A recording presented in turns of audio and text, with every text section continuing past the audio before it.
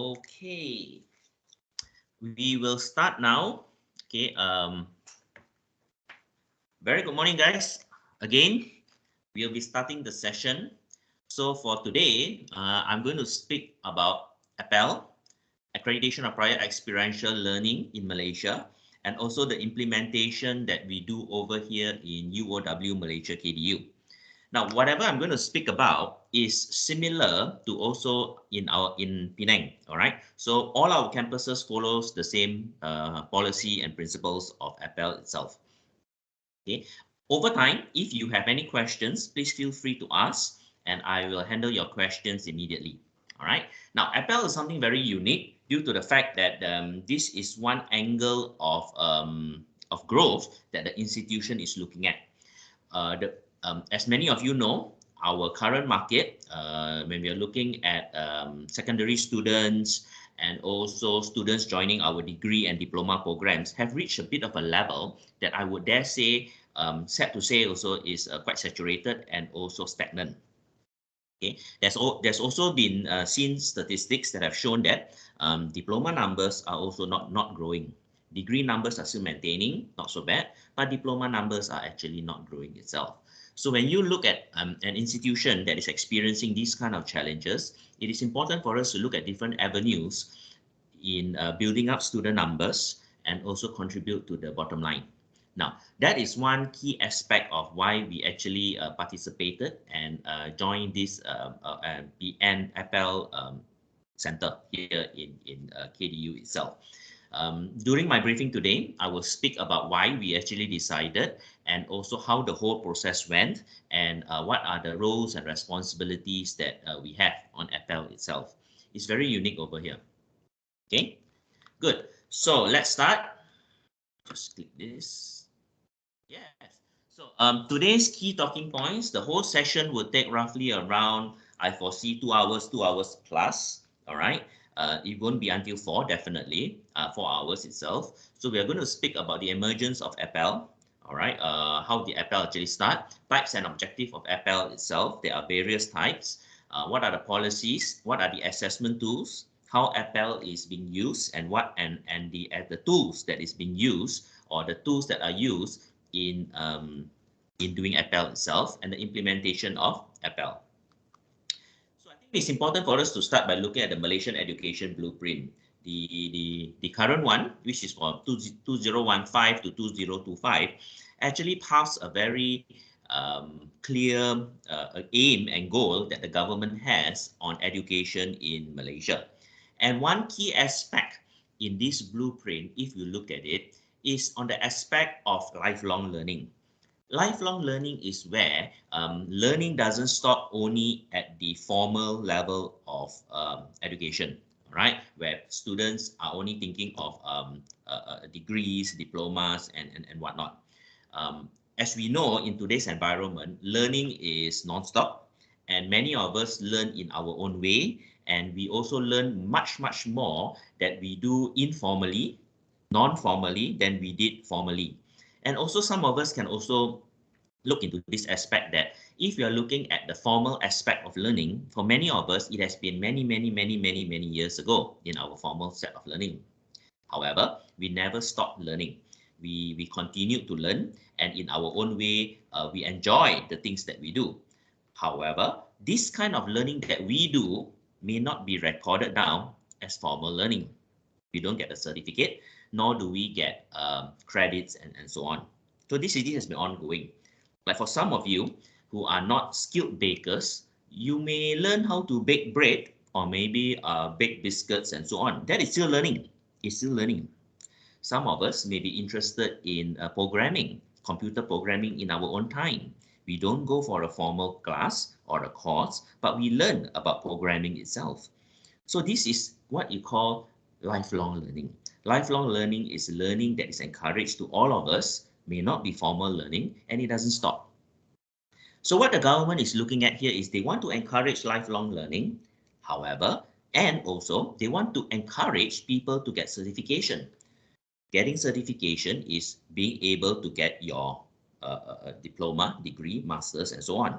So how do they actually jive these two aspects together? How do they benefit individuals who have been working many years in the industry, do not have formal education, yet have been bettering themselves all over the years. So through years, they have been bettering themselves and getting and improving themselves.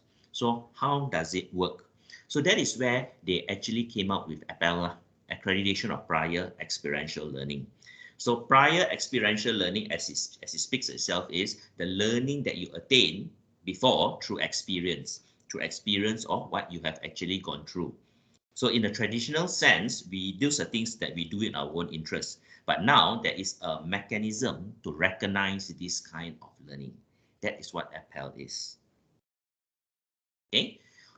So if you look into the Malaysian qualification framework, I believe all of you would know to a certain extent what this MQF is. Now the MQF here actually explains about the various levels in Malaysia and what is expected from these levels itself.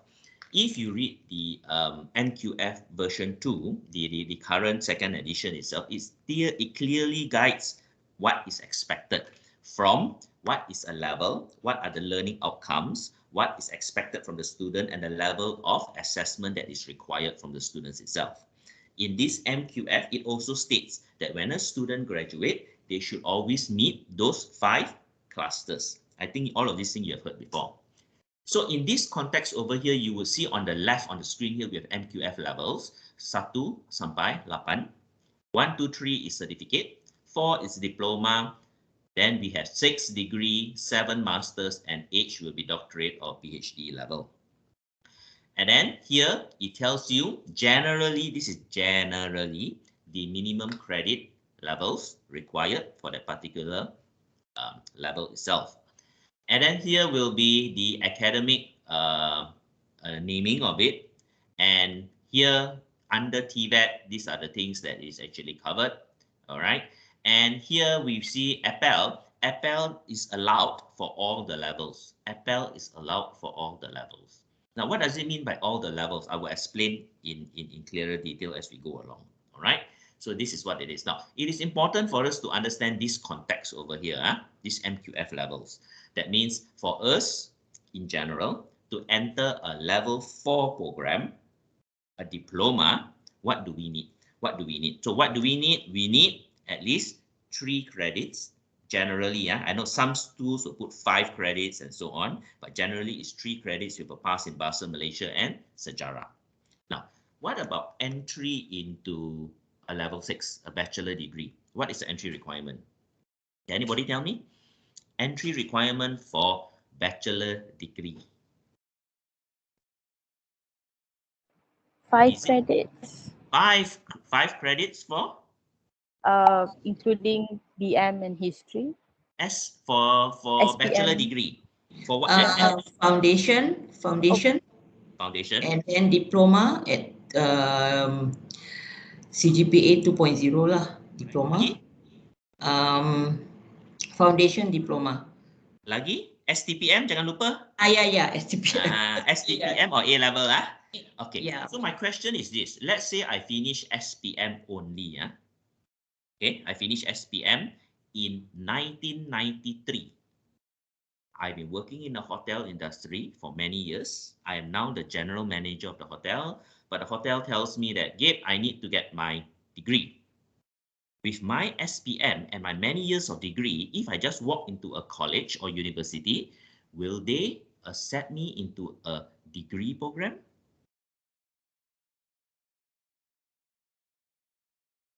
Question, will they accept me or can they accept me into a degree program? Technically no lah, you don't have the So the answer is no, not technically. Memang no. Okay. Because under the MQF, it is very clear, correct or not? Very clear. Okay, no, cannot. Even though I am general manager in hotel, I got many years of working experience, but no institution can take me in directly into a bachelor program. Itulah. That is very, very clear, our system. So when you look into this system, currently the MQF ada banyak kebaikan. The kebaikan is it is in a way progressive. 1, 2, and it goes on. But in the traditional sense, it doesn't allow people with many years of experience and this and so on to actually proceed for their education. That is where Apel comes in. Apel recognizes all these things and opens a pathway. No guarantee, yeah? Apel opens a pathway for individuals like me with my diploma, with my SPM, yet without formal degree, but with many years of experience, to be able to join a program that normally I will not be qualified for. However, there is a caveat here. All of this is not guaranteed. There must be a process of assessment before I can go in. Okay, I will explain to you on that. Okay, so Apel, accreditation of prior experiential learning. So what it says here is in BM pengakreditan pengalaman pembelajaran terdahulu. Big words. So when we talk about assessment of prior learning, the word prior means before lah. Prior learning can be divided into 3 elements: formal, informal, and non-formal. Okay, formal, informal, and non-formal. I'm going to explain clearly here. Now, formal learning is any learning that you go through that is in our Malaysian context, follows the MQF levels. That is called formal learning. I do a diploma, 90 credits from Taylor's University, accredited by MQA. It's called formal learning. I get certificate, and that certificate is accredited by MQA. Formal learning. Understand, huh? SPM is formal learning. SRP is formal learning. STPM is formal learning. A levels is formal learning. O levels is formal learning. Diploma in Taylor's that has PA or FA is formal learning. Okay. Diploma by Institute Atong that is 3 days only is not formal learning. Okay. So we understand that is formal learning. The picture also tells a lot, you know, motorboard and so on. Non-formal learning is learning based on our own interests. I sign up for a 2-day Coursera course. That is called non-formal learning. Okay, it is non-formal. Ada cert ke tak? Approved by MQA tak? Tak ada. But I learn that is a 16 hours maybe. They give me a certificate of attendance or assessment and so on. That is called non-formal learning. Okay, all right. Okay. Then we have informal learning. Informal learning is based on our interests. My formal education is on hospitality and tourism until level 7. That is mine. I'm not speaking on myself. Okay, formal learning, hospitality and tourism. But I love to do photography. So where do I learn? I go to Facebook, I go to YouTube, I beli magazine, and every weekend I will take my camera and I walk around Petaling Street, all these things, and I will take shots lah on my own. On my own, I enjoy doing it. I enjoy doing it. I really like doing it, and this is my hobby lah, as you all will call it. Informal learning. Dapat certificate ke tak? Tak. Join any program ke tak? Tak. How do you learn? Sendiri, initiative. That is called informal learning. Okay, so this is called sources of learning. Where can we learn? We can learn from all of these things. Now, research has shown this is only one step. Most of us learn from this. Betul lah. Most of us learn that. When you were learning how to cook from your parents, you do it through observation. You see, you do it through observation. You do it through a trial and error. You stand next to them. All this, what is that? Informal learning. Did your mother give you a certificate? Is it approved by MQA? Not likely lah. Correct, Not likely lah. Okay, but that is how we learn, and we learn a lot. We really learn a lot. Okay, that is informal learning. We learn a lot even in our constant life, on our daily activities. We are also learning. Okay, now, so what we see here is formal learning, organized and structured, intentional, formal learning. you go to join a program, you don't accidentally join a program. You want to join the program, you enjoy the program. Okay? Assessment of learning, and then you get certificate. Then we have informal learning. Self-effort, actually informal, informal, self-effort, usually incidental or unintentional. You enjoy photography, you read on your own, you enjoy, you buy magazine, you take photo. It is incidental or unintentional. You didn't purposely do it to get the knowledge, but you enjoy doing it itself. Okay, that is called that is called informal. And then you also have non-formal learning, learning that is intentional. You want to learn, you join Coursera, which may be conducted in a structured and organized environment. This form of learning may not necessarily lead to a formal certificate. Example include training, short courses, seminars, and so on. Currently, what are you joining? My group over here, you are joining something that is intentional. Did you accidentally come and click to join this session today? No, right? So basically, you wanted to learn something, but you won't get a cert. I'm sorry. So this is called non-formal learning. Non-formal learning. We have many programs conducted by TLC. Certain things may not be your field. You join. That is called non-formal learning. Okay. Faham? Any questions so far? Boleh, All right. Now, so once we understand the types of learning already, what we are trying to say here is in Apel, accreditation of prior experiential learning means Apel recognizes all of this. Apel recognizes all of this. Formal learning, informal learning, and non-formal learning. Okay? How? Later I explain to you. Next, what are the types of Apel that is available? Okay, we have Apel A, C, and Q. Q I won't touch because this is they are at the testing stage. All right, they are testing it out, but in one or two institutions, I think some of them are slowly getting the approval, but we are not doing it, so we don't look into it. Okay, Q later. Apel A. A stands for assess. Assess. Always remember this. Assess means access to academic program. I'm going to go back a little bit here, and I'm going to show you. Sorry.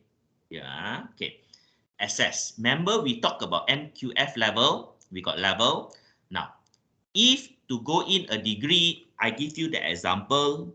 I work hotel industry many years, general manager, but only got SPM.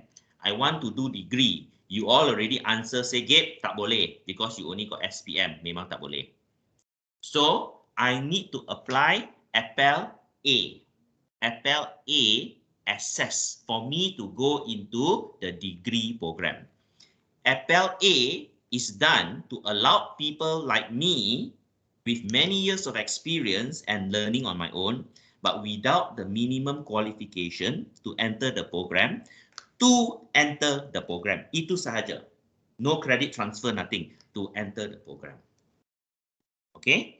So normally, a person will need STPM or diploma to enter degree. Now I have my SPM. I go and apply for Apel A. If I pass the test, I can then join the degree program. That is what Apel A is.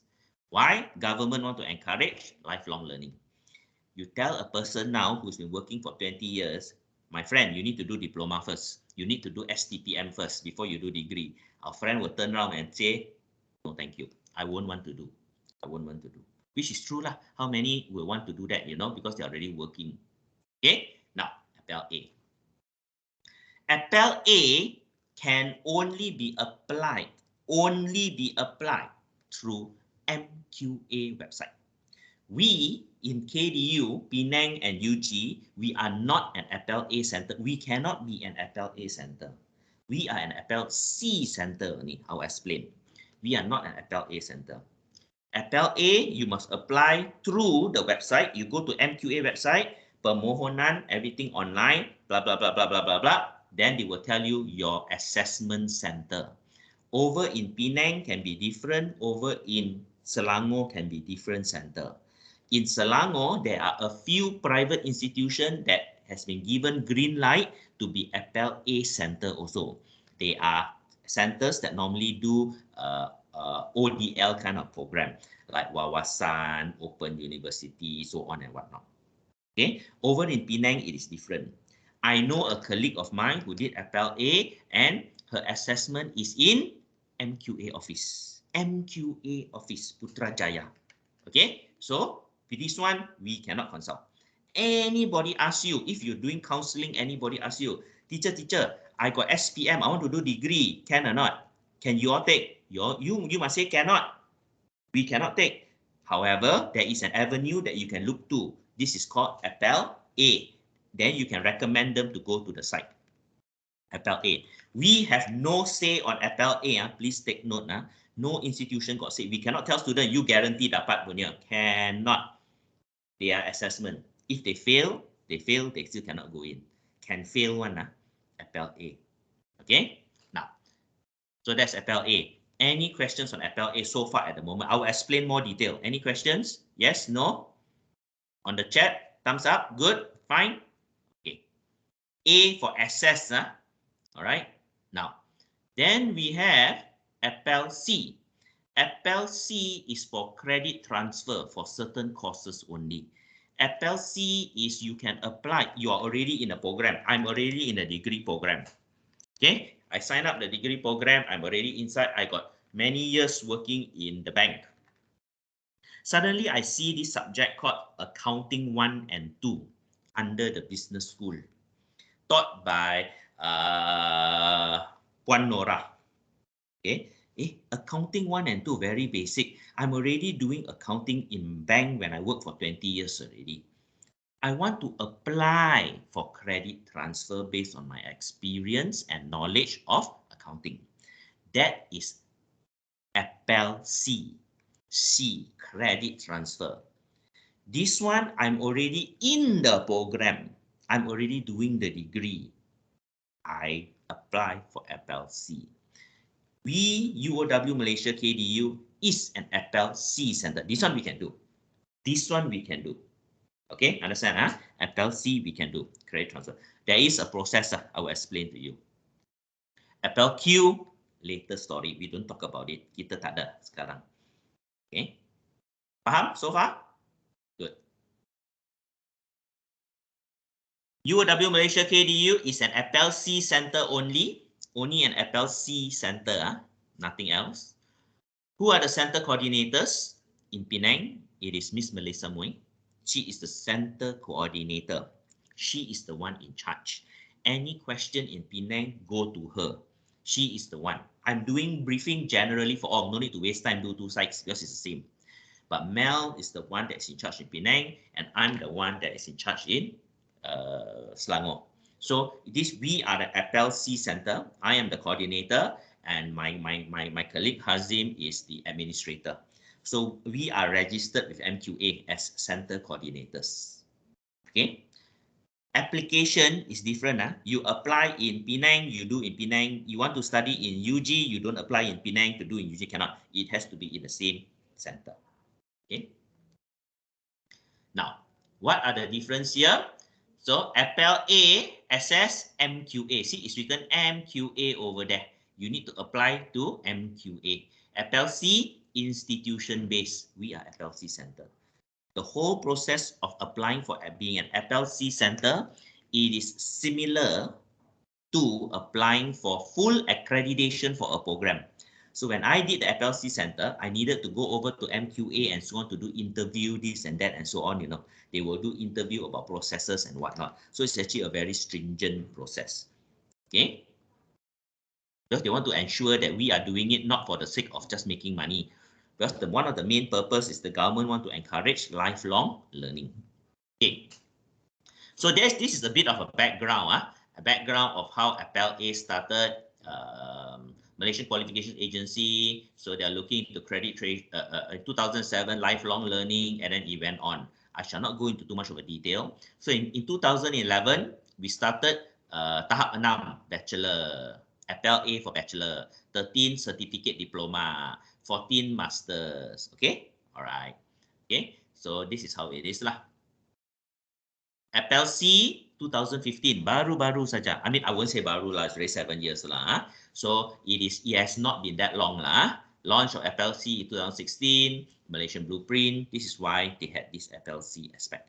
Okay, so we became a center in 2019, if I'm not wrong. Yes, 2019. Not so bad lah. 2019. Okay, policies. For Apel A, let's start with Apel A. You all need to understand Apel A. All right. So for program at master's degree level, let's say a student want to enter master's degree level by coursework and mixed mode. By research, I mean this is by coursework and mixed mode only to Apel A. We don't talk about by research. Okay. Tahap 7, tahap 7. It needs to be a Malaysian citizen or an expatriate working in Malaysia and expatriate family member, at least 30 years of age in the year of application, possess at least STPM diploma equivalent qualification, possess relevant work experience, and pass Apel A assessment for master's degree. Normally, master's degree entry is minimum degree, tahap 6. Now, they say you have STPM or diploma is tahap 4, you can apply, but you must go through this process. Okay, what is your age? 30 years old. Student come and see you, ma'am, boss, I got STPM, I'm a grade 1 STPM, the best. I got no money to study last time, so I went to work. Now I want to do masters. You check the age, 29 years old. Don't waste time. Guarantee reject. Very strict one. Okay, you need to wait until 30 years old. Ask them 1 more year, then only you're going to apply. Okay, now please take note. So that's how it is.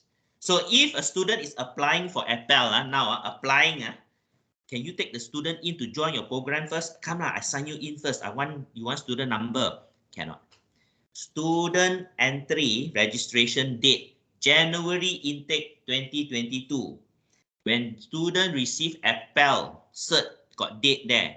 The date of the Apel cert cannot be after entry date. Please take note. Alright, we want to main tipu pun jangan tipu sampai macam tu lah. So cannot. Sometimes people asking, hey, I'm applying for Apel. This process is 6 months. Can I join the program first? Cannot, because of the date. Okay, date. The Apel cert got date. That date must be before, prior to the sign up date. Okay, so that is master's level. For bachelor degree level, tahap 6, Malaysian citizen, blah, blah, blah. Same, more than 21 years of age in the year of application, possess relevant work experience, and pass Apel A assessment for bachelor's degree level. Okay, so that is all the requirement. Okay, same diploma, 20 years age, certificate, 19 years of age. That's all. Okay, so with that, they have to apply. This is the entry requirements. This is a requirement. Where do they apply? They apply to MQA. We cannot do anything. I just need to tell you all what is it all about. They apply through MQA. Always check the website. I'm just putting here. This is latest update from last year, November. MQA changes their policy periodically, So sometimes it is important for us to check the system. What did they actually change it to? All right. So let the students tell the students, please go and check the website, apply through the website. Okay. Any questions so far? Apel A? Faham?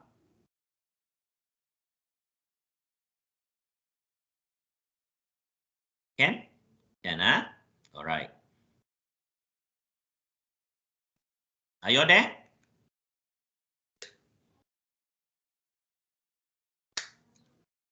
Yes, yes, I can see it. Yes, yes, we are. Okay, good. Now, when we talk about Apel, then some of you may question, hey, Gabe, how do they assess? How do they assess the student?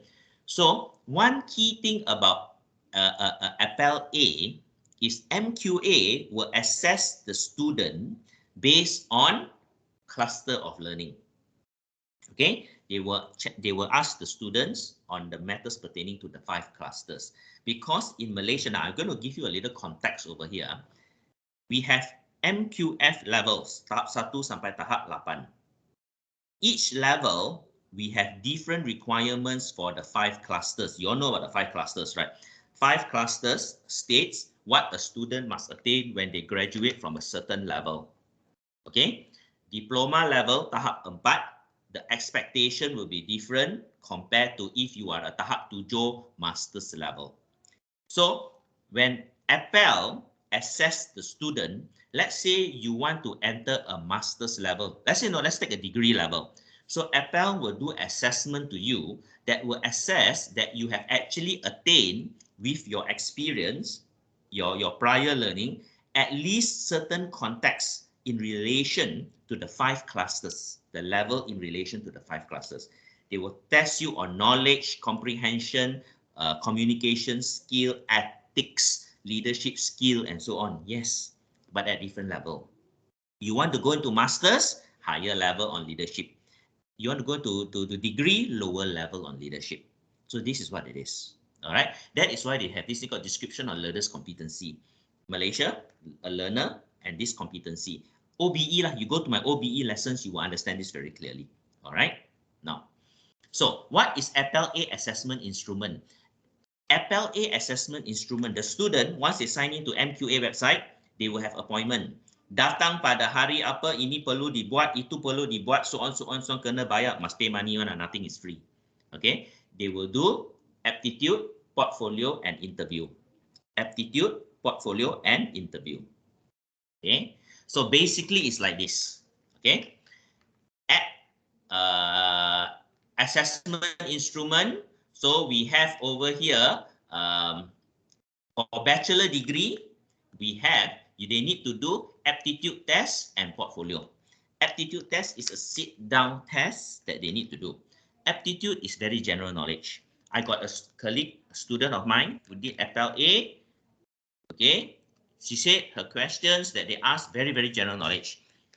Malaysia, how many states, what kind of perlembagaan do we have, what kind of system are we practicing, and so on. So it's general knowledge, but quite ironic. Even general knowledge, some of us also can get a bit of a traffic jam. Okay, the reason is because MQA want to assess whether this person who says that he has many years of working experience now want to study a degree level. So they are assessing whether this person has the minimum entry level requirement to enter a degree level. That means general knowledge, basic mathematical skills, they got mathematics, basic numerical skills, communication skills, and so on. Bachelor degree, tahap 6, aptitude and portfolio. Master's degree, got aptitude, portfolio, and interview. Portfolio, what is portfolio? Portfolio is where the students are given with a template, a portfolio of their experiences. Because MQA wants to see this person say that he has worked for 10 years. No point working in a hotel for 10 years in the kitchen, and all you do in the past 10 years just peel potato. Okay, so you may be peeling potatoes, you may be working for 15 years, but just peeling potatoes, your knowledge not high. So that's why they want to see your portfolio. What have you capai? What kind of pencapaian do you have over there? Okay. Now, candidate must pass at least 50% of each assessment component. Each assessment component kena at least 50%. Let's say your aptitude test, you dapat 29 over 30. Very good, excellent. Portfolio, 34 over 70. Fail. Habis. It is not average, it is fail. You need to pass each assessment component. Okay. Now, pernah ke orang fail? Ada. I have candidates who have actually failed test, aptitude test at diploma level some more. What do? They appeal and they receipt lah. Everything, check the website, the process is all there. Okay. So, application procedure, Apel A is through MQA website via this link. There's this link. You click, it goes to the website. Okay, so it's very interesting. You go inside there, they actually explain to you what is to be done, what level, and so on. Okay, now Application payable via bank draft. This is the payment. Certificate Diploma 155, Degree 250, Masters 370. Pay to MQA. Nothing. Now, take note now, Apel A, nothing to do with KDU. Nothing to do with KDU. Okay, remarks. All information are subject to change, blah, blah, blah. Anything, the student can always contact MQA admin website. Okay, so that one, Apel A, you get a clearer picture. Why I need to explain Apel A? In my many years of doing this, 95% of all enquiries that I get on Apel, maybe more than 95% lah, nearly 99% are on Apel A. People will write to me, marketing will tell me, Gabe, I have this student, only got SPM, want to do masters, can or not? That is Apel A. Can they apply? A lot of them thought that we are an Apel A center, so even though we clearly state we're Apel C. Okay, so most of your students that apply would ask about Apel when you do in counseling and so on, is asking about Apel A because they don't have that minimum requirement, and now they want to better themselves. Okay, so that's why I need to explain a little bit so you all to get a better idea. Immediately when the student talk to you about I want to do this, I want to apply for Apel, my qualification is not enough, at least you can recommend, okay, there is this thing called Apel, maybe you know about it, please apply through MQA website. Once you are approved, you already passed, come back to us, we can take you in. Okay, all right. Now, Apel C now, C, okay. Now, who is Apel C for? Students who enter through Apel A or conventional route. Apel C is open to all students who have signed in to us, whether they are Apel A student or whether they are conventional route, all can apply Apel C. Now, who implements Apel C? Siapa boleh buat? Higher education providers approved by MQA. We are approved by MQA. We got the cert, so we can do Apel C. Okay, so what is assessment principle for Apel C? Student competency versus CLO. That must be the clearest thing in your mind. Apel C is credit transfer. So what we are doing is we are assessing students' competency on the CLO. I give you example. Earlier on, we talked about Puan Nora's subject of accounting, and I want to apply for credit transfer. So Apel C will be, we will look into the course learning outcome of the accounting paper, of accounting course or subject. Let's say got 3 CLO. I need to demonstrate my competency on these 3 CLO. If I can prove to you through an assessment that I will explain later on that I am competent in CLO 1, 2, and 3, then I can get Apel C exemption. I can get credit exemption through Apel C of this subject. Okay, I must prove to you that these 3 CLO I boleh achieve. If at any one time I fail or I don't achieve 1 CLO, automatically I don't achieve that exemption. Okay, that is what Apel C is. It's based on CLO, course learning outcome. It's individual course. We are looking at courses. Maximum credit 30%. Picture this scenario, guys. Simple scenario. We have a person who's applying for do a degree. This person is working for many years in the industry. Come in, look at the subject, say that, hey, I've done all of this. In my working, I know how to do this. I'm managing people and so on and so on and so on and so on. I would like to apply for Apel. They can apply as much as 36 credits. 30% of 120 credits is 36 credits. But it is not lump sum. It is individual subject. Individual subject apply, do assessment, pass, get credit transfer. Apply next one, do assessment, pass, and it goes on and it goes on and it goes on. But as much as 36 credits. Now, what is the beauty of it? Save time, no need to go for class. Okay, will there be zero cost? No, there's going to be cost. Later I'll talk about cost. But the benefit is you may graduate earlier.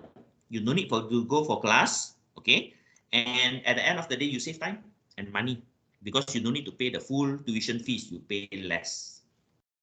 Okay, that is the benefit. So it's 30%. Now, next slide. Important. We already have a credit transfer policy. Credit transfer policy in all institutions in Malaysia is divided into two. We always practice this thing called formal learning. Formal learning credit is diploma masuk degree, you can get credit transfer. Betul lah? You understand lah? And that is 50% in current policy, 50%. I hope you all know that. C grade and above 30, B grade and above 20. Okay, so technically, all your diploma student going to degree can have a maximum of 50% credit transfer. However, it is the school's prerogative to allow whichever subject or whichever course. If your school just want to limit it to 30 and this one cannot, it's up to you. But our policy, Malaysian policy is 50. So we have formal learning, 50. We have informal, Apel C, non-formal and informal, 30. 30 plus 50 is 80. Does that mean that the student no need to study at all? Just do 20% if everything goes through? No. Government has stipulated that the maximum amount of credits allowed per student when they transfer formal and non-formal is 60%. So that is the highest. That is the highest. Okay. It could be formal learning 40 and Apel non-formal and informal 20, 60. It could be 30, 30. You see? So that is how it works. Okay. Now ask yourself, can I just have some feedback from you all? In your school, business school, I have a lot of business colleagues here. What is your formal learning credit transfer policy? Do you all allow 50 or you all cap it at 30? Unmute lah, senang. We allow 50. 50. Yeah, we follow the MQA's regulation. Yeah, So, because we want so to. far, ada student dapat 50 ke tak? Tak ada. Most is like Paling tinggi berapa? 33, 30+ lah. 37% like that lah. Our KDU diploma is 37%. 37 So I just do rough calculation. Your degree, let's say 120 credits minus 37%. Oh, they do 75 lah. Kira very good already. Okay, very good. This is betul lah. Okay. So now, if 37, a person also with many years of experience come in, apply for FLC, then they can have a maximum of 60 lah. So they can have another 23 more lah. Okay? Understand? Macam itulah. Now, this 37 that you look at here is so happen our institution's diploma. Correct or not? Have you all done other institutions diploma into your degree? Ever. Berapa tu? 40? Boleh dapat? No, actually most of them is lesser than our diploma. Oh, lesser. Okay. Should be lah. I've got one or two odd cases. Okay. Whereby I also have one case, this student got a few. She got for her diploma and she got for her degree because she went to help for 1 year. So she also got for that, but all in all, it's not more than 50% lah. Okay. So you're looking at horizontal and vertical lah. Correct. Horizontal, you can have more credit transfer versus over vertical, you know. Okay, so that is on credit transfer. So maximum is 50. Let me tell you, many institutions don't give 50. All right, even though they may have certain internal policies that control the number of credits being given. All right. Next. So implementation policy of FLC. How is FLC being implemented? Okay. First of all, FLC. Now FLC is for all students, Malaysian and international student. They must be registered with higher education providers. You cannot. Let me just put this in caveat very strong. I am a student. I go to Star Education Fair. I speak to Nora. I explained to Nora, I have been many years experience and this and that. I would want to join your degree program. I've been working in bank. I've been doing this. Nora cannot tell me, Gabriel, I can guarantee you can apply for FLC and get 15 credits off. You cannot guarantee. you cannot use Apel C to guarantee student that they get 15 credits off. Okay? You cannot do Apel C before the student even register. You cannot tell the student, come, let's do all your Apel C first. Then only you register. If you meet your 15 credits, then only you register. Cannot. Apel C can only be implemented once the student already registered and committed to the course, then they apply. In your marketing, you can, when you're marketing student, Nora can tell me in Star Education Fair, yes, Gabriel, we have this thing called Apel C. Yes, you can apply. You will go through a process of assessment. However, depending on assessment, that is how you will or you will not get. Okay? You don't guarantee anything. You don't guarantee, you don't say anything that the student's decision is made because they have an assumption that they will get 15 credits off. But you can tell them we have FLC. This is done after you have signed in. You will apply. This is the process and so on. Okay? Can I just ask something? Yes.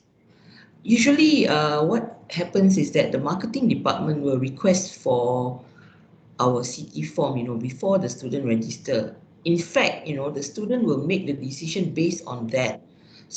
You get what I mean? That Yes. means if they say that health can give them 10 subjects, 11 subjects, we only give them 8 subjects. So then they will just get help, go I to. understand. So what is the right thing to do here? Okay, the right thing to do is this. The CT form is only for formal education. Formal education. That CT form cannot commit anything before the student signing on non-formal and informal education. You write the CT form is based on formal. Ali, Gabe, want to join your degree? I had my diploma from Taylor's. I bring my form. Yes, you can. You fill up. Gabriel from Taylor's diploma, CT, 8 subjects, 30 credits. Example, 30 credits. That one you can write. You can also recommend. You can also tell me, Nora. You can explain to me, Gabriel. Yes, we have credit. We have Apel C over here, which you can apply. You can apply. Okay, no commitment, you can apply. This is what it is. You can explain what FLC is. You go through an assessment process, this and that. If you pass, you get credit transfer. You no need to do the subject. I ask you, Nora, can you guarantee me? You must say, no, there's no guarantee because I must go through a whole process of assessment. I must do tests. If I fail the test, mati. Okay? You see, so we have the mechanism. FLC is a mechanism. We can do it, but we cannot guarantee student will get. Okay, why MQA is very sticky? Many institutions at the earlier stage of FLC, they use this as a marketing point. They tell the people, masuk, I guarantee you dapat. Wah, you punya experience sudah 20 tahun, sudah kerja. No problem, 20 credits I can guarantee you. Mari, sign in today. You see? So when students sign in already, the institution, when they do assessment, this fella cakap 20 tahun kat bank, don't even know the difference between debit and credit, but already janji, So marketing will say, kita sudah janji, brought in the student already, better give lah. So the academic pressure cannot make good, rational, proper decision. Okay? Dipahamkan? That is the reason why. So they strongly stress cannot guarantee, which I totally agree. We cannot guarantee. Okay, any questions? CT form only for formal learning credit transfer before students sign in. Before students sign in, the CT form can only put formal learning credit transfer because that one got documentation. Okay. Correct. Yes. Okay. Next, FLC, prior experiential learning, non-formal and informal for the purpose of credit award. MOOC or any MOOC pun boleh, self-learning pun boleh, and so on. All levels, all areas and levels of the MQF. Jika postgraduate program, limited to only courses in programs conducted via coursework and mixed mode. Student cannot apply for FLC for research-based programs. Cannot. That means our program that what we have is a Masters of Arts, and this is research-based program. Students don't go for class; they just do the whole program as a study. All right, research-based lah. Student cannot apply for FLC. Oh, I have done 20 years in the bank. I would like to apply the whole thing. Cannot. Research-based tak boleh. It is only for coursework-based. Example, MBA can apply. MBA is called coursework-based. Tapi dalam got research component. Research component tak boleh. The coursework-based one can. Understand? All right. Anything that is coursework-based, mixed mode, coursework components can. Research component cannot. Clear? All right.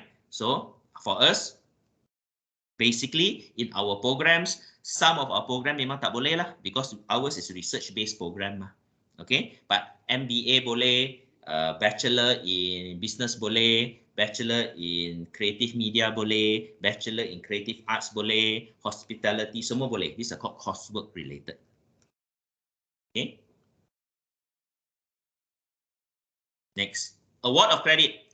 FLC, programs approved by ministry and obtain at least a PA, yes. So what happens is credit transfer without grade and not credit exemption. Now, CT and CE different. I hope you all know the terms.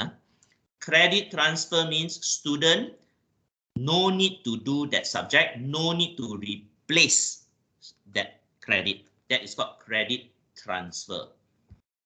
Accounting, 3 credits in my degree program. Credit transfer means if I get credit transfer, that 3 credits I no need to replace. If you give exemption, Ali, you are exempted from marketing, exempted, that doesn't mean credit transfer. Means marketing you tak payah buat, you may need to do another subject to replace that 3 credits. Credit transfer, credit exemption. That is the term that's been used. Apel is credit transfer. Once you get credit transfer, you no need to replace. You already got that 3 credits. Okay. Courses that form part of the professional structure under professional bodies may be considered for Apel. If you are under a professional body, like School of Engineering, under Engineering Board, you may be considered for Apel. Why is it maybe and not must be? Because it is subjected to acceptance by relevant professional bodies. Engineering school, most of them they won't take. They say no Apel. Why? Engineering board very sticky. They want to make sure that these things are covered. If the assessment we do, engineering board may need to be in there to ensure the assessment is done in a proper manner so that the student can get credit transfer. That is the prerogative of the engineering board. So if engineering school say, Gabe, I don't want to allow Apel for all my engineering core subject, boleh, no issue. Engineering school also got some certain non-core ones. That one boleh, also no issue. It's up to them because engineering board sticky. Now look at your own school and discipline. Do you have a body, you are governed by a body that regulates this? If you have, it is advisable to speak to them. If it is totally homegrown, regulated by you, you decide. You decide means it's up to you whether you want or you don't want. You all discuss with your head of school, with your management team, and you decide. Business program, a degree in business. What are the subjects that the student cannot apply for FLC? Cannot. Why? We need them to do this class. Yang lain boleh. Up to you all. Every school will be different. Hospitality, so far, all courses can. All courses can. Business, I think at the moment, should not be much of a problem. I don't know. That will be determined by you and your management team. Okay. So, higher education providers, which is us, is responsible for securing such approval. We need to secure the approval from the external bodies. It is not the responsibility of MQA lah. It is we are the one. Okay, if we want to have the green light. So, if you have an external body and you want to talk about Apel, please minute it. You do discussion, you do industry panel, or you have a meeting with them. Say, okay, let's say the Business Association of Malaysia. I don't know. I don't think there's such a thing lah. We want to do Apel for our programs. Is this okay? Blah blah blah. These are the subject. Can boleh minute it lah. So senang sikit. At least it's governed. We don't want at the end of the day they turn around and say, no, we never give approval. How come you give this one? In that case, your program is now no more accredited by us. Mati. Okay. Understand? Business school ada external body ke? Ada. Siapa? External advisor. External advisor I'm not talking about external advisor, I'm talking about association. Like engineering board. Ada board kah? Ada business board? I think got lah. Wait, I need to look up. No worries. If it is only for one program, Nora, if it's only for one program, yang lain you all control that one program, you all just have to consult them lah. You consider like ACCA, ICAW, or that? Do you consider that as the body? Because that is a professional body. That is a professional body. Different. This one, this body is called regulating body. Regulating. Because like kita punya engineering school, their program is engineering board. So We engineering board do their own audit every year, you know. Every year they come do audit. We just have people from those companies that, you know, as you say, the external advisors. They are then that one tak apa. That one is not the like the exam one. No, they advise us on our program. Advise. Yeah. So yours will not be what you call accrediting body or board. So yours should be fine. Correct. Yeah. Okay. So award of credit. FLC cannot be transferred automatically to other program. You get credit transfer from marketing in diploma in business. You cannot credit transfer that marketing into diploma in hospitality, even though there is a marketing course also. You cannot. You still need to meet the minimum LO of 2 courses. Same thing lah, credit transfer lah. Okay. Award of credit to FLC equivalent to the credit value of the course applied. Award of partial credit is not allowed. Example, accounting 4 credit. Student work in the accounting firm many years, and he see that this 4 credit, this 2 LO, the 2 LO I can do, this 2 LO I cannot. So can I apply for 2 credit? Tak boleh. It is 4 or nothing. No such thing as halfway. Credit applied for the course is applied to the specific course applied for. It's not applicable to prerequisite. This one becomes a bit sticky. Accounts 2, accounts 1. During the assessment, students may fail accounting 1 and get credit transfer for accounting 2. It is okay. Student apply for credit transfer Apel for accounting 2 doesn't automatically get them credit transfer for accounting 1, even though 1 is the prerequisite. And in Apel, every subject is seen as a unique course. It is not linked as prerequisites and so on. No. Okay. So student can apply for accounting 2 and not apply for accounting 1. It's up to them. But normally they will apply for 1 and 2. Okay. Due to the depth and level. The reason is why sometimes this 1 and 2 can be just a numerical differentiating factor, but it may not be level. However, even if it is a prerequisite, it is the same. Okay, if 1 is a prerequisite of 2, when the students get 2, doesn't mean they automatically get 1. Okay.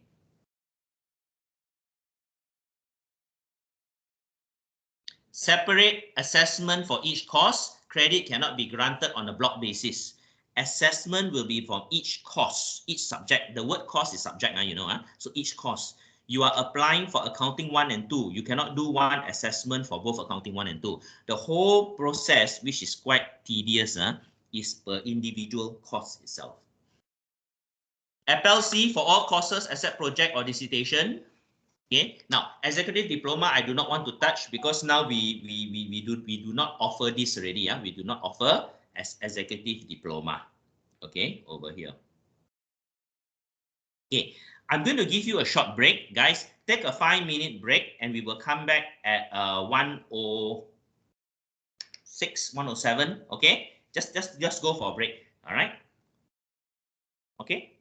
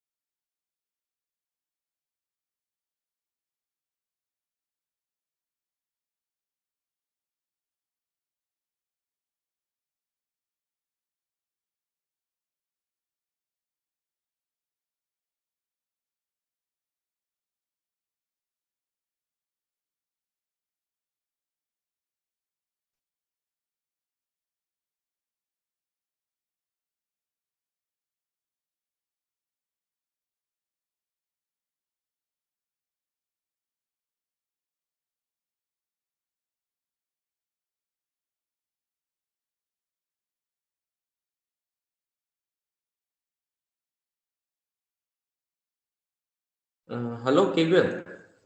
Hello. Hello. I got one question I want to ask lah, or maybe a Okay. multiple question lah. Okay, first one, talking about that's now like the prerequisites lah. Okay, so I will put in the chat box some symbols here. Okay, so there are 3 papers lah. Okay, so the student must complete FA. Then after that, the prerequisite go on to FR1 and then move on to FR2. Okay, so through the normal, the person got a diploma and maybe a 10 years working experience lah in the related field. So with his diploma, we give him the credit transfer for FA. Okay, the normal one. Okay, then after that, he apply for the Apel C for maybe FR1 and FR2. Okay, because he has a 10 years experience. So he sit the test and all this. So let's say, like you said, okay, he failed the, let's say he didn't get for the FR1, but he managed to get for the FR2. So since they are considered as, like you said, it's not as a unique program or 2 different subjects. So can we have to give him the FR2, then he need to sit for the FR1? Yes, CT will be given to FR2. FR1, he will then sit in like a normal student, pay full fees, and continue with class. Okay, so then moving to the next question. So let's say he failed the FR1, right? He get the FR2. Can he apply again for the FR1, or is it just one shot? One shot only. He can appeal if it's an assessment. He can appeal for a what do you call that, reassessment. Okay, reassessment of his paper, like how we would appeal for our examination. Let's say I'm a student, I'm not happy with my grades, I can appeal ma. Like a remark or something like that lah, is it? That one can. All right, so let's just cover all possibilities lah. So let's say the student again, I failed the FR1, then he passed the FR2. So he's not happy, he wants to get both. So is it he must go through starting again all the application again? No, he cannot apply anymore. Cannot already. Cannot. The thing about Apel is like this: you cannot apply. It shows that if you do not meet CLO, that's it lah. You already don't meet already. Don't meet already lah. Unless that individual he changed the program. Let's say first he wanted what to take if 3 years down the road? Let's say 3 years down the road. Okay. 3 years down the road can. You know, he got some. Let me answer Adrian's one first. Okay, he changed program. Yeah, okay. Business in finance, he changed to business in accounting.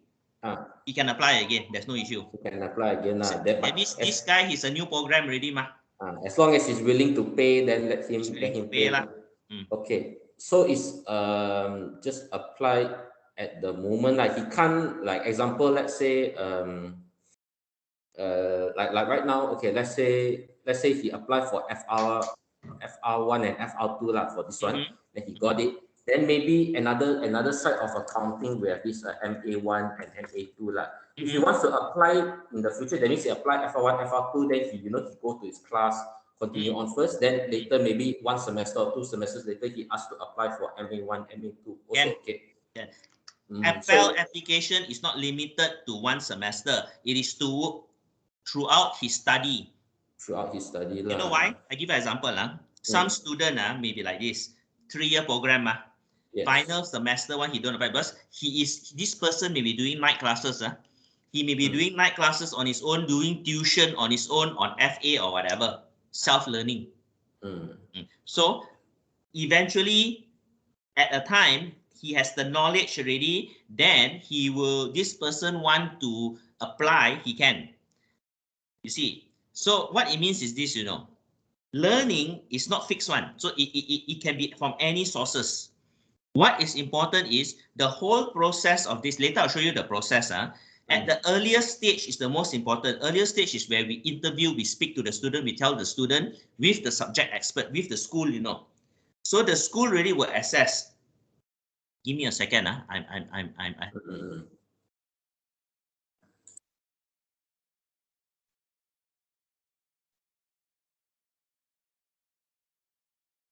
Sorry lah, when boss call you cannot say don't answer.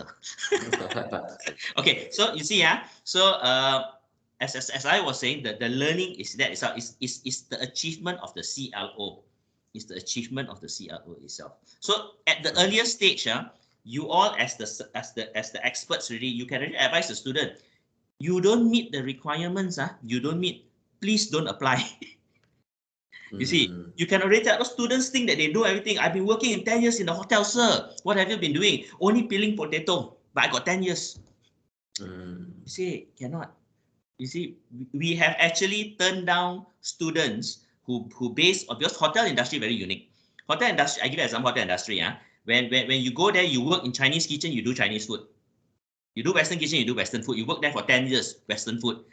Our subject called hot cooking, hot cooking in KDU got Western and Chinese food and local food. So the students say, hey, the Chinese one, I damn good already, but the other two, I'm not very good.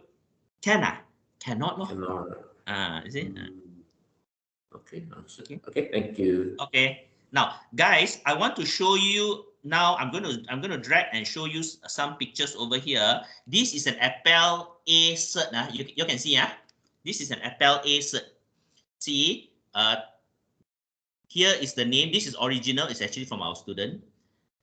Ali telah lulus penilaian dengar ini penambahan ada layak untuk penimbangan bagi kemasukan ke program peringkat ijazah sarjana muda tahap 6. Okay, so it already tells you clearly with this cert they can enter into any institution. Okay, this is for degree. Now degree senang. I'm going to show you the next one is for masters. Masters different.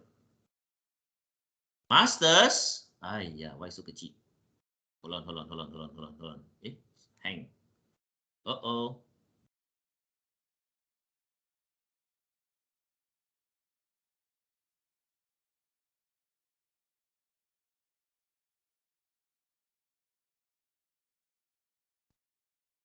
Okay, sorry guys. Let me read to you. I know it's very small. Suddenly my screen hang. Okay. Ali lulus penilaian accreditation pembelajaran whatever into ijazah sarjana. Ijazah sarjana means tahap 7.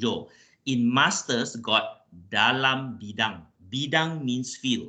When you apply for Apel A for masters, you must put field because going into engineering masters, going into business masters and so on, assessment will be different. Okay, so dalam bidang pengurusan dan penjagaan.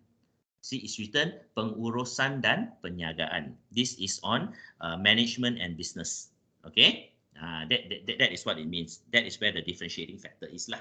Okay, masters got bidang. So when you apply, you must put there. Depending, a recap on Apel A, depending on what bidang, your assessment may be different places. Certain institution, maybe UITM is for engineering because they have the facilities, they have the expertise. MQA may not have the expertise to do assessment for engineering, okay, at master's level. So that is why you need to put bidang inside.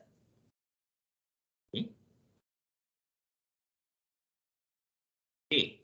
Now, implementation process. How do we implement the Apel assessment, Apel C assessment over here? We need to comply with the garis, the guide of good practice. So we need to be transparent, equitable, and evidence-based. Number 1, the word evidence-based is very important. We cannot take face value of what students say. Students say, I'm very good at this, I'm very good. Very good means nothing. It is very, very OBE here. The students need to show evidence. Saying very good in doing accounting is nothing. They need to demonstrate by doing a test to show that they can do balance sheet or profit and loss or cash flow statement or something like that. That is very important. Okay. Students who apply for Apel C before registering for the relevant course, okay. Yes. You must apply for Apel C before you sign up for the course or subject. Okay. Advised to submit the applications during first year of study is advised. It is not a must, but it's advised. First year, student come in, already speak to them about Apel. We will do Apel C Center.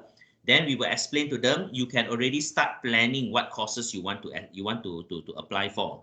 It doesn't mean all the assessment will be in the first semester. You can spread out assessment. Now, if student applying for 4 subjects and they say, sir, first semester I want to do 3, then I want to do 1, also can. Student may request.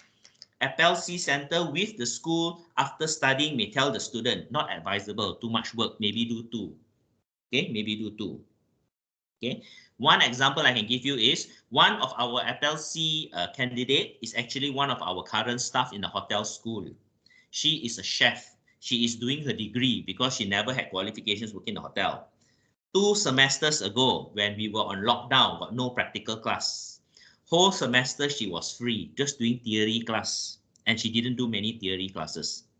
So during that semester, she did 4 Apel C courses. 4. She went for tests 4 times. Each time she do full day assessment, full day, because practical test, she's a chef. So it was a practical test to show competency. We need to see evidence that she can do. So she proved to us. But in that semester, she did 4 because the situation was that lockdown. Student, I won't advise to do 4.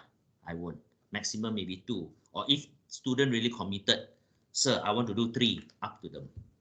Student cannot sign in the program, sign in the course, try already, then say, I want to apply. Cannot.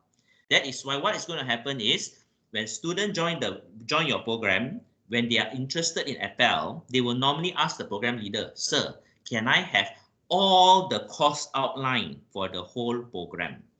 Because they need to compare, they need to see whether they can apply or not. They don't know, they want to see can apply. So when they look into the course learning outcome, they see, hey, all of this I can achieve. Then they say, I can apply.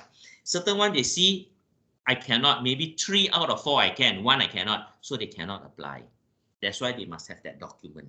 That is what the school will need to give. Okay, briefing we will do. We will do briefing. I will explain to the student from top to bottom what Apel C is, what is the process. But the documentation, the assessment, all by the school. Why? Because the school is the expert in the subject. Okay, they are the one that will know whether student achieve course learning outcome. Okay, now course awarded with Apel C. Once a student already awarded with an Apel C, the transcript will show CT. Currently in your transcript, student guys, you can remember your student's transcript. There is a component called credit transfer, correct now? Inside there, they will say credit transfer subject and so on. For Apel, it is going to be CT Apel. But here ours is CTA CTA. And then at the bottom, the legend, it is credit transfer Apel. It's the same, okay? Because our system do not allow CT Apel too long, okay? Now, not taken into account in the calculation of the GPA or CGPA, same because it's credit transfer, not calculated for CGPA or GPA, not calculated. Okay, credits counted towards total credits requirement for graduate, of course. And at the end, when the student graduate, we will issue a Malaysian qualification statement, MQS, as supplementary document. And MQS is a document that actually states, let me see whether I have a sample over here. I actually have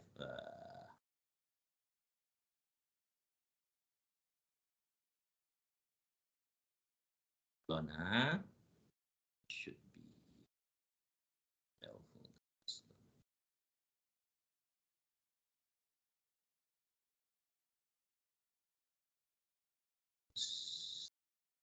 okay. Desktop.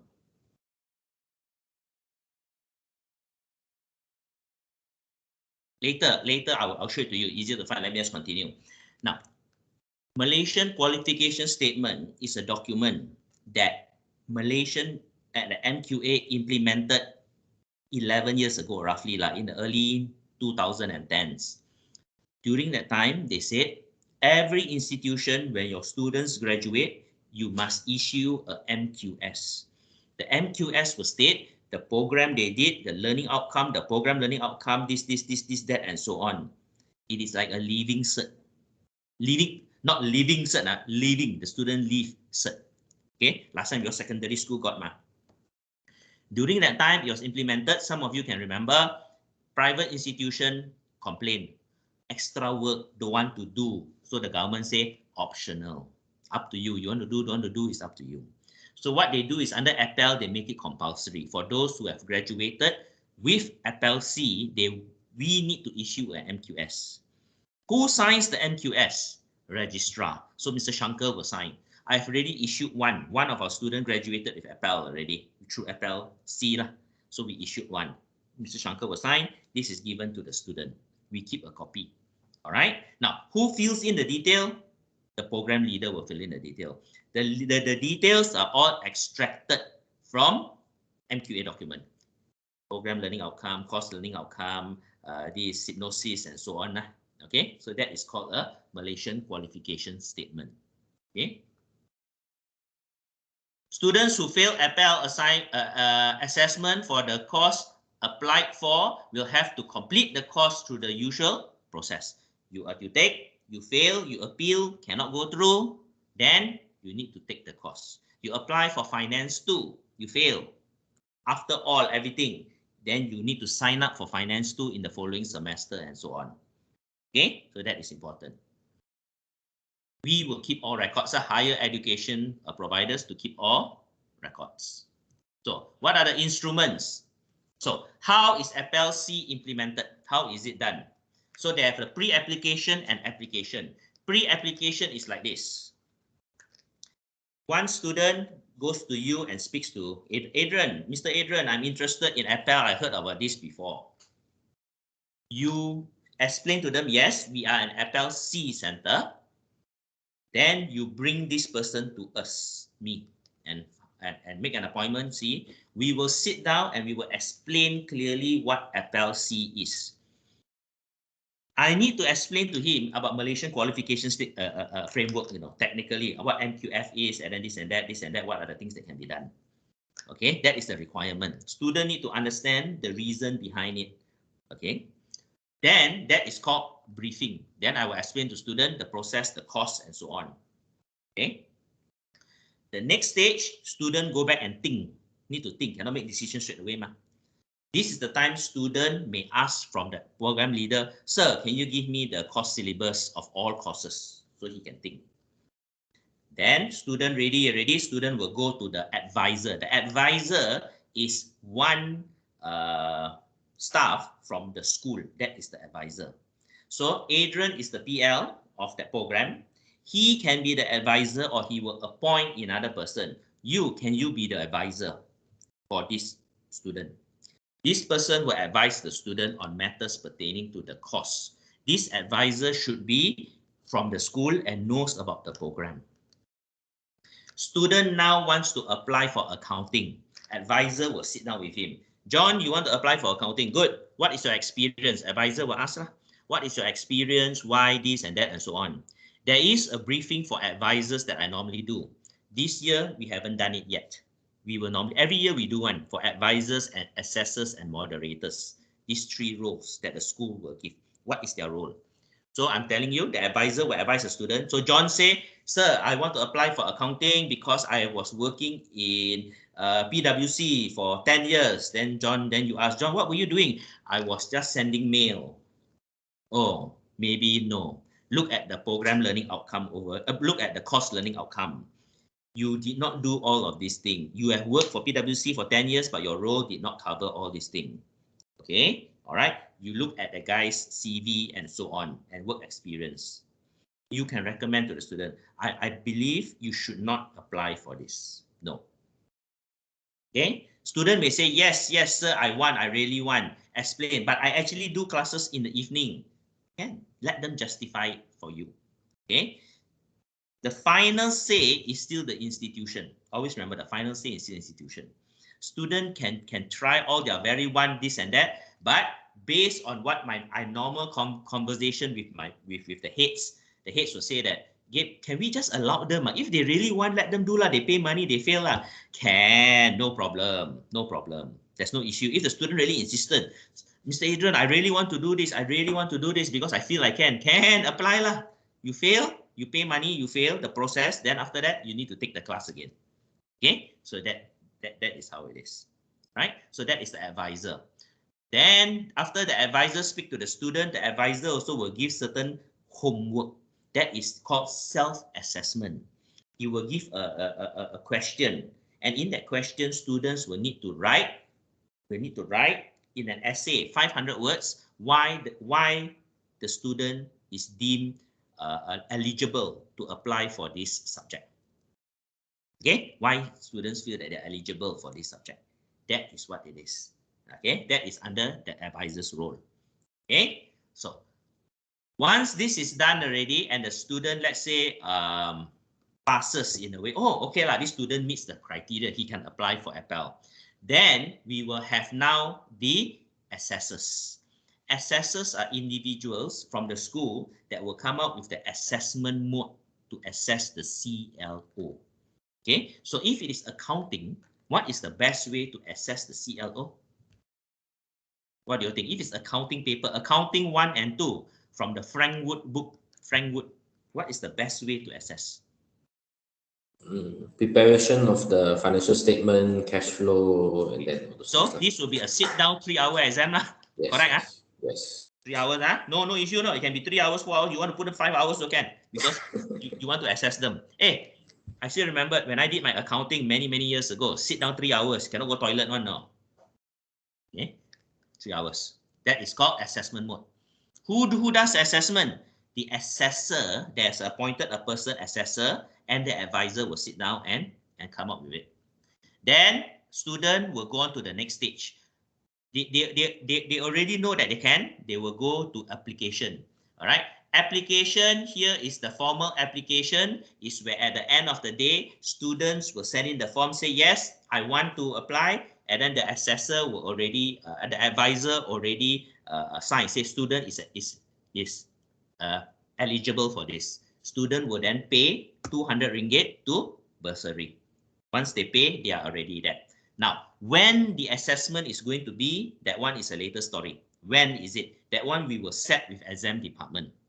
Okay, so this is the process. So the process, the earlier stage is the headache lah. We advise the student, the process, and so on. Student do self-assessment. Then you advisor will mark to see whether they pass. If they pass, they can apply. If they don't pass, immediately no need to apply lah. Okay, no need to apply. Okay, now application for each subject is 200. Okay, now sorry, this application, application is 200, 200 ringgit, 200 application. Okay, now if student passes the Apel assessment, for them to get CT is 500. So I passed accounting, 200, done, yay. Then for me to apply for credit transfer is 500 ringgit. Okay, yes, there is the cost, because if you look into the administrative side and the working side, there's actually a lot of work involved. Okay, so in relation to if a student takes a subject formally, it's going to be like what, 1,000 plus, right? Okay, and the time context, the time element, because they need to go for class. Whereas for this, if they pass this, everything goes through, that is the benefit lah. They save money, certain amount, and they save time. Okay. Now, what are the instruments? There are basically two types of instrument: test and or portfolio. Test and or portfolio. Now, depending on the discipline, some will be tests, some will be portfolio, some will be mixed. My colleague in the hospitality school, she's a chef. She applied for pastry, butchery, baking. So hers were all challenge tests under practical challenge test. Hers is a test lah. You say you can bake. You say you can make cakes. The CLO shows that these are the things you need to do. What kind of cake, what kind of doing, and so on. Prove to me. 5 hours practical test, immediately you do. Hers was a test. I have another candidate. This guy is a designer. He is a many years designer, graphic designer, and so on. Okay, and his creative work for many years. So when he applied for a particular subject, all right, example design 1101 or something like that, it couldn't be a challenge test because he needs to demonstrate whatever he has been done before. So he was a portfolio. He come up with a portfolio of work and interview. The interview is to justify whatever is in a portfolio is true and legitimate. Portfolio is not easy just by say putting things in. You must show evidence. Whatever project that you have done, there must be evidence. It could be photographs, it could be letters, it could be whatnot, and so on. Okay, so that is portfolio. Or it could be both. You can get the students to do a portfolio and you get to do a test. No problem. It's up to you. You are the expert. But if it is accounting, I don't think you need a portfolio. You may just need a challenge test, how to do balance sheet, blah, blah, blah, and so on. And maybe there is a question, a subjective question. Because if the CLO of accounting 1 requires certain aspect pertaining to term writing and essay, you may want to put that in. It's fine. There's no issue to it. Okay. Now, if your CLO is very much based on presentation, ability to communicate in a group and so on, how do you do it? Portfolio cannot.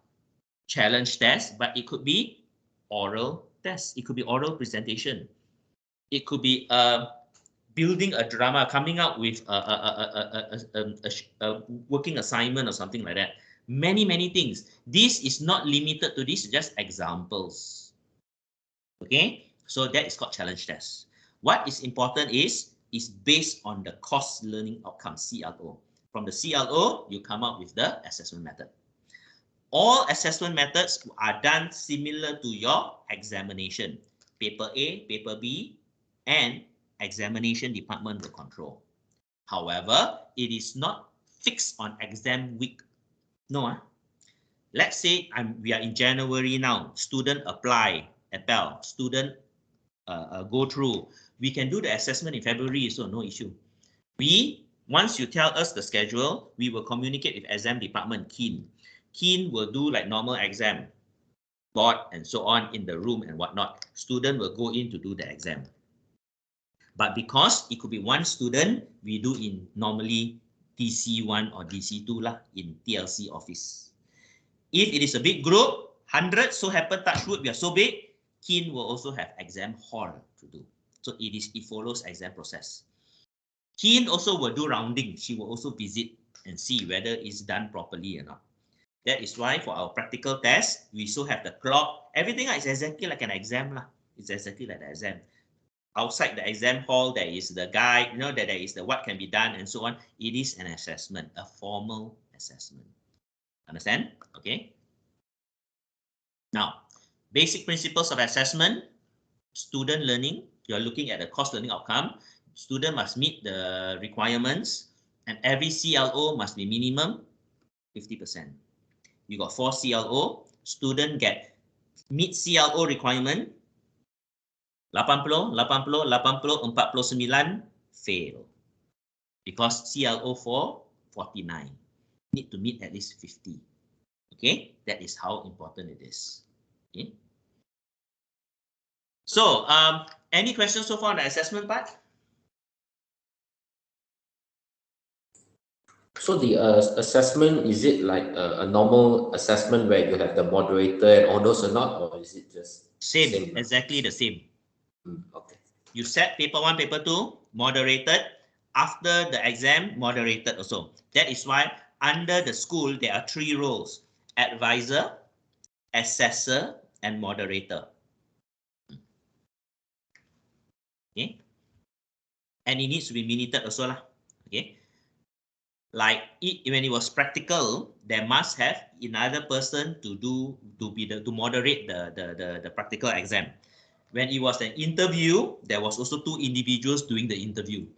Actually, one main one, the moderator, sit down there, listen to see the assessor doing the interview. Moderator can also ask, but moderator doesn't lead lah, not the one leading it. The assessor is the one leading, asking the questions. Okay, moderator can see the portfolio and then to make sure that everything is done in a proper manner. Okay. So quality assurance aspects, higher education providers, for us, how do we ensure quality? Evidence is very important. Sources, infrastructure, human resources. We have what we have is the Apel Center over here. The assessment instrument, process and procedures. The instrument of the assessment is selected by experts. It's not me. I cannot determine anything to do with accounting 1001 because I'm not an accounting expert. I got no say. I cannot do a mechanism or a tool that I do not have knowledge upon. Okay, so it needs to be done by the experts. Okay, so this is the quality aspect. Monitoring and reviewing process. Exam department, everything are there. The mechanism is there to ensure that this is done in the proper manner. So how it is done is start, learner undertakes self-assessment exercise. If eligible, you see, yes, learner submits Apel application form. Assessment, undertakes challenge test and or portfolio. Challenge test graded. If yes, it pass, yes, yeah, endorsement. If no, appeal. They can appeal lah. Okay, if appeal pass, good lah. If no, then too bad lah. Yes, endorsed by academic board. So we will have our Apel board. Okay, that means Apel center itself will have a board which I will bring in the advisors from individual school that is involved in that semester's Apel. Once done, I will present in the Senate. In the Senate, under Apel Center, I will present these are the students that have achieved. Then, if passed already, this grade will then, now just take note, that once a student register for Apel C, they want to do Apel C, in the student's account, we will create a sub-route, a separate line, like a separate course. It's called Apel. Okay, so students have Bachelor of Business, that is his main course. We will create one that is called Apel. So when student will then, we will register the subject of accounting 101 here. Student apply for Apel, student pass Apel, a transcript will come out under Apel Center. So student will take this and give to the PL of the school. It is same as student bringing Taylor's transcript. When you get that transcript signed off by me, then you know that that one can do CT, credit transfer. Then the school admin will do credit transfer like normal. You get it, So Apel is like a separate entity, like an entity like that. Student on this path, business school, business degree, when they apply for Apel, separate, there is one there. We will control, you all no need to do anything. The thing we will take from you is that what is the program name, course name, course code, and so on. So we will create. Student there, pass, we will, with that document, student will bring to you. Okay, student bring to you, you get credit transfer. Then you can give them credit transfer. Okay, understand? That is how it works. Credit awarded, notification to learner, the end. This is for one course. Student go through 6 subjects or 6 courses. 6 kali kena buat. 6 kali kena buat. It is tedious? Yes. So happen numbers are quite small lah. At the moment, 3 only students that are doing Apel. 1 graduated, 2 currently. So still controllable. If it gets really big, good for us for money and also marketing. Other than that, it could be quite strenuous lah. But that is what Apel is lah. Okay. Any questions, guys? Ken?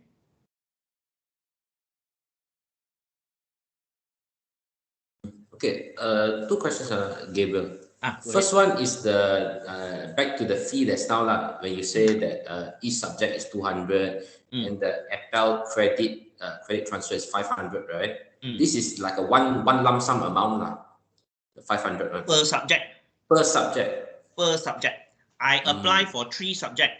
So must pay. So it's 200 plus 500 is 700. One subject 700. 700 multiplied by the number of subjects that you're applying if you go through. If you go through everything. If you go through. If you go through. Okay. Some student may apply for Apel 200 first part, fail. Then that's it 200 there. No need then they need to pay the 1,000 over to sign up for the course Okay. Okay. Thank you. Okay. So this one was explained earlier on. Earlier what we were saying, learner has been counseled, done self-assessment by the advisor and is eligible for Apel. The advisor will inform the Apel center and submit all documents. Apel center coordinator will communicate A and B to register. we will communicate A and B to register the student in the Apel path name. You call audit path name called Apel. Learner will be assessed either through portfolio and or challenge test. A pass-fail grade will be given to the learner after this assessment. If the pass grade, this would, once 500 is paid, be credit transferred into the main program that the learner is registered to. If it fails, no further action to be taken. Straightforward. Okay. So we have certain roles, as what I said. So there are certain key roles here. We have advisor and assessor. Now, advisor is a staff who advises the learner on the preparation and submission of the APEL-C application. Apel, the advisor, is from the school. He is the one that will advise the student on the preparation and submission of the application, APEL-C application. Okay. Assessor and academic staff also, subject matter expert who decides on the mode of assessment and develops the assessment item to assess prior experiential learning. The assessor will also be involved in the challenge test evaluation and portfolio assessment. The role of the assessor should be separated from the advisor. These two separated lah. Okay. Previously, what happened was under SCCA, Mr. Lu was the advisor for one of our candidates, whereas the assessor was Zaki. Zaki was the assessor. Okay, so that was one example lah. Okay, and then in hotel school, one advisor was Chef Kenneth. He's the one that advised the student, whereas the assessor was the subject, the pastry lecturer itself, the pastry lecturer. Kenneth was the ADH of culinary, so he was the advisor. Okay, so that is so far how it is lah. So if you're talking about business school and so on, this is something which will be between you all. How will it actually go? Okay.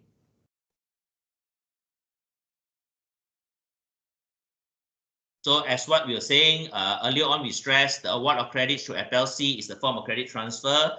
Does not involve transfer of grades. Maximum percentage of credit or Apel is 30%. 30%. Okay. As what we stress also, credits are awarded through Apel must be made based on demonstration and evidence-based learning. So when we talk about criteria of award, any kind of credit, when a student say they need to show evidence, they need to show evidence that they can. That is why if you're talking about accounting and so on, you can prove to me, you can prove to me in the 3-hour exam that you know how to do this, you know how to do balance sheet or whatever. This is assessment already. Okay, that is how. But the thing is this, you must understand not all subjects are as straightforward as accounting or management. There are certain subjects where the CLO is very, very much based on certain more complex items. Okay, presentations, communication skills, working in groups and so on. So we need to really think how to work then. That is why there could be a blend. If it's working in groups, maybe portfolio can be important. This person have done projects. So the projects that he have done and so on with the testimony of this person's previous employer. Yes, portfolio is not easy. You may need testimonies from employers and so on. Yes, Ali was my staff when and when. He managed this department. He worked in this. He was a good communicator and so on. Those are evidence. Is bukti that this person can do it. Okay. Now, we are not saying it's not possible. It is. Because now we are getting students which are more matured and many of them have years of experience already. It's now the opportunity for them to learn. So we may start experiencing more of these kind of students. Okay. Yeah. For both the challenge test, portfolio, learner must achieve at least 50% of each course learning outcome. 50%. And of course, keep records. Record keeping is very, very, very important. Student, every time when students say, sir, I have done that, your first question is, you got evidence? Can you prove it? You got evidence? Can you prove it? Sir, I actually ran the last time, the music festival. I was the one that designed the backdrop, Very good. Congratulations. Evidence. Can you prove it? That's about it. Very important. Okay, what role did they play? Yes, in the backdrop, but my role, maybe they were involved in the backdrop, but not the management of it. Maybe just one small role. Okay, see that small role, he was involved in the backdrop, but only that small role may have a different impact on the CLO. That is why the evidence is there. The evidence is there. Needs to be there. Sorry, needs to be there. Okay, and the keeping of records itself. what are the key records, and so on, right? Questions so far?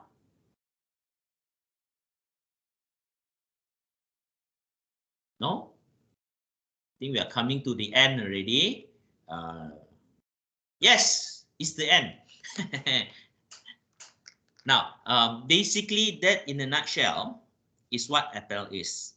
So for us, as a key takeaway from this, what is important is we need to understand what Apel A and Apel C is.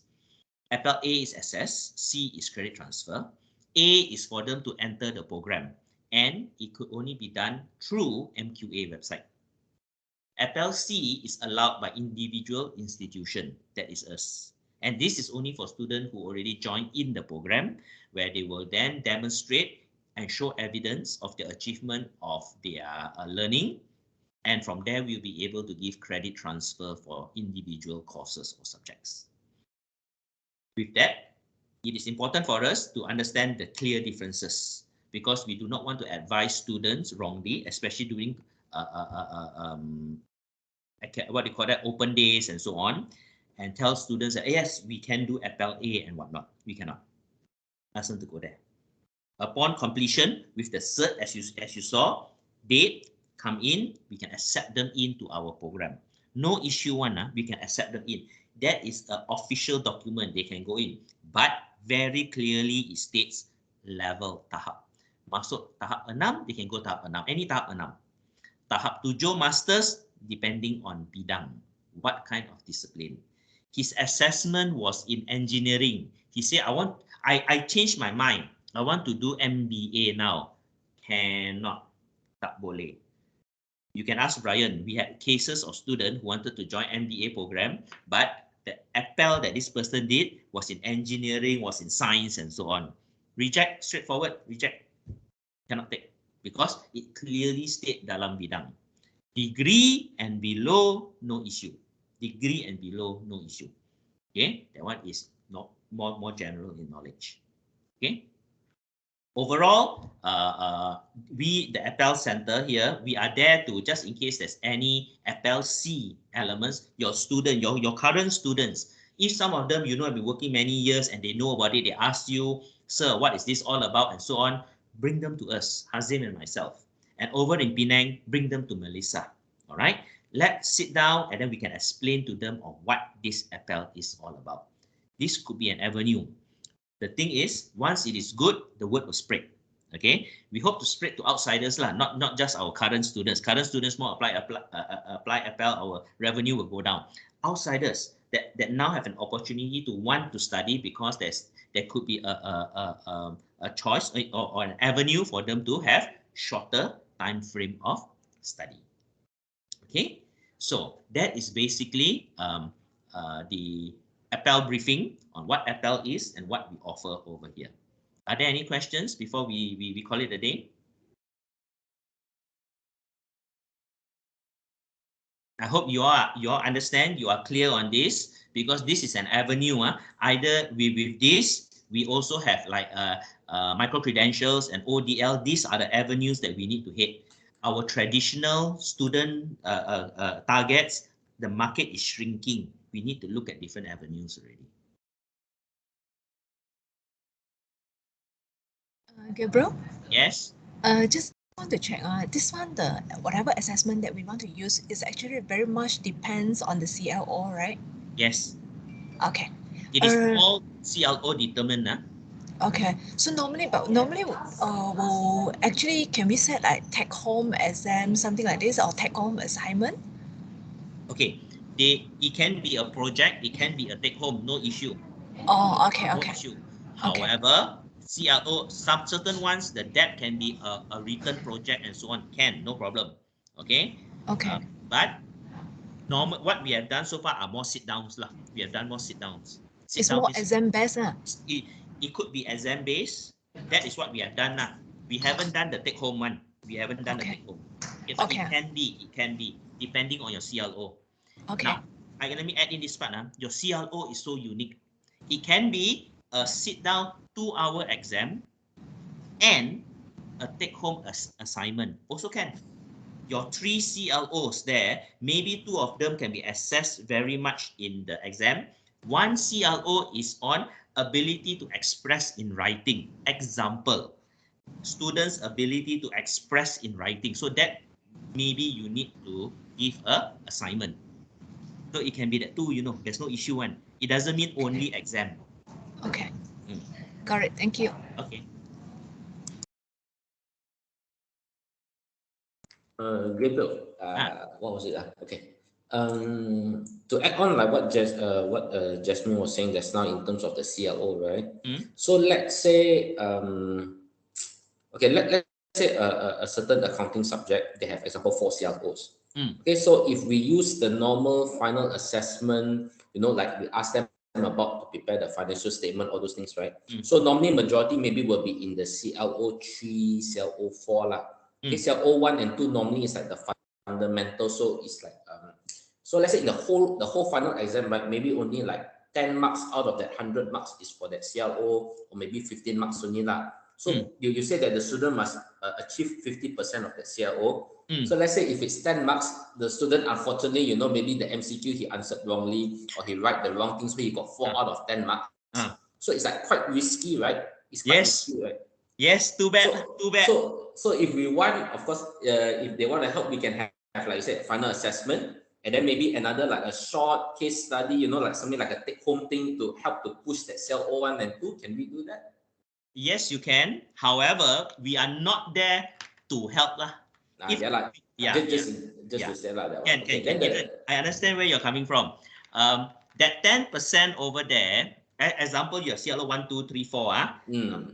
When you set your assessment, it did not say that each CLO must be 25%, 25%. No. Yes, that's right. But the difference in that and so on. CLO 1 can be 30%, but the achievement of each needs to be 50% and more. Yeah, that's right. That's all. Yeah.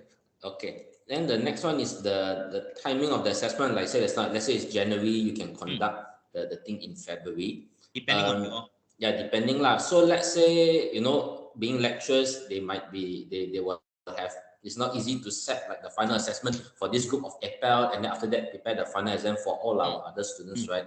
So basically the time frame, is it subjected, like if we tell the students, you apply for January, but you're sitting on the exam maybe in March, in order to try to cope with other students, is there any conflict or not? If the student complain, must we compile with them and set it earlier? There is no time frame to say that must be done in a month. No. So it depends on the school. In the traditional sense, normal exam, January, then the exam will be end of the sem, which is somewhere in April. You can do it in April, you can even do it following and so on. But the reason why I was thinking, if you can do it, because sometimes the student may only see you in April. You see? So if in April you tell the student, okay, now this is how it is, I will register you for the May, in Apel for May only, because we will still, in Apel, I will still have the normal semester elements, See, I will still have the semesters and so on. So there's no issue, because students may just feel it comfortable for them to do. But it's advisable in the beginning of the program, you already start talking to them so that they can have a plan how they want to do. But to answer you, not fixed. You can even tell the student during the briefing, okay, student, you're planning to do this. Your assessment, now it's February, your assessment will only happen in April. Okay? Student will thank you also, because it's more time to study. Or you can say, okay, you say you can, your assessment will be next month. Also can. Then the student can bargain with you a little bit. That one, there's no issue. It's not fixed one. Okay. All right, okay, thank you. Okay. Portfolio, if you require students to do portfolio, give them more time. Is what we have found out in experience. Portfolio sounds easy. Finding the evidence, a lot of them falter in the finding the evidence part. They say, I've done this, I've done that, I've done this, I've done that. It's like many of you lah. If I look at your CV now, all of you here, there are 6 of you. If I look at your CVs, all the trainings, do you have evidence? If you have, very good. Okay. Take for me lah. Many of my evidence hilang already. Evidence mean what? Work certificate, certificate. Photos. I give you an example. I was in charge of a part of the team that brought a group of students overseas to Brunei to do events and so on. Now you ask me for evidence, I also garu kepala, where to find? Oh, okay. But that shows leadership, that shows element pertaining to what I did, ma. But why? Because many a times for us, never think about it dulu, you know. So that is the experience we got from our students. You know, a lot of them we tell them we need evidence. Then they say, "Ayo, how to find? This one I did 15 years ago." I just tell them, "I'm sorry lah. It's 15 years ago. Also you need to find lah. Speak to your boss lah previously. Boss sudah tak tahu kat mana." That is why portfolio is not easy.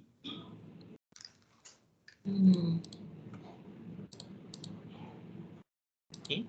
Yep. Yep. Okay. So as I said, just nice. It is at 11 at the moment. Feel free, guys. If you have any questions, feel free to knock on door. Come over to see me.